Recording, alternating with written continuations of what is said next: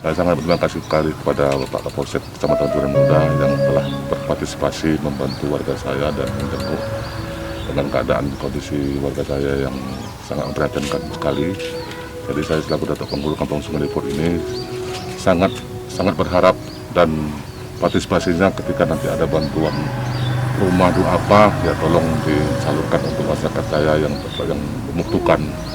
Jadi saya sangat berterima kasih sekali kepada Bapak Kapolsek Kecamatan Duren Muda yang telah mau berkunjung di desa kami.